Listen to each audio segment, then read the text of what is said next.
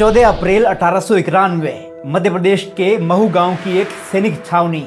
यहाँ रामजी सकपाल और भीमाबाई के घर एक बच्चे ने जन्म लिया। नाम रखा गया भीवा। लेकिन भीवा का बचपन संघर्षों से भरा रहा। सिर्फ 5 साल की उम्र में उनकी मां का साया उनके सर से उठ गया। इसके बाद उनकी बुआ ने उनकी परवरिश की जिम्मेदारी संभाली। 1894 में पिता रामजी सकपाल आर्मी से रिटायर्ड होकर सतारा आ गए। यहाँ भीवा को प्रताप सिंह हाई स्कूल में दाखिला दिला दिया गया। पर स्कूल क्या था, एक मैदान था सामाजिक भेदभाव का। बच्चों से अलग बिठाया जाता, पानी तक नहीं पीने दिया जाता। पर उस बच्चे ने हार नहीं मानी। जातिगत शोषण को सहते हुए 4वीं कक्षा पास कर डाली। 1897 में पिता बॉम्बे चले गए और कुछ साल बाद भीवा को भी बुला लिया गया। अब दाखिला हुआ एल्फिंस्टीन हाई स्कूल में, एक ऐसा स्कूल जहां दाखिला लेने वाले वो पहले अछूत थे। शिक्षकों की उपेक्षा, सामाजिक तिरस्कार।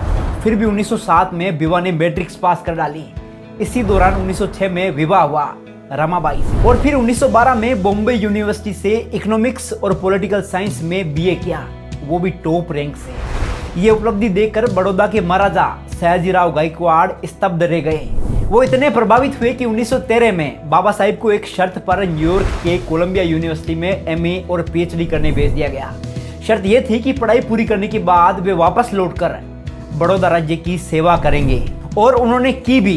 वो सिर्फ 3 साल में एमए और पीएचडी की डिग्रियां लेकर भारत लौटे। अब वो सिर्फ भीमराव नहीं थे, डॉक्टर भीमराव अंबेडकर बन चुके थे। महाराजा से किए वादे के अनुसार नौकरी की, पर भेदभाव पीछा नहीं छोड़ रहा था। किराए का घर छोड़ने को मजबूर किया गया, ऑफिस में जाति अपमान सहना पड़ा और अंततः उन्होंने नौकरी छोड़ दी। लेकिन अब उनकी नज़र शिक्षा और न्याय की क्रांति पर थी।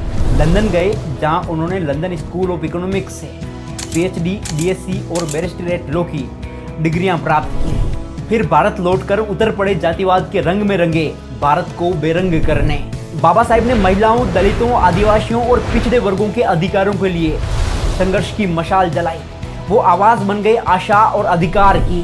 धीरे धीरे उन्हें हर कोई जानने लगा था। अब वो बाबा साहिब डॉक्टर भीमराव अंबेडकर बन चुके थे, एक नाम जो सामाजिक न्याय का प्रतीक बन चुका था।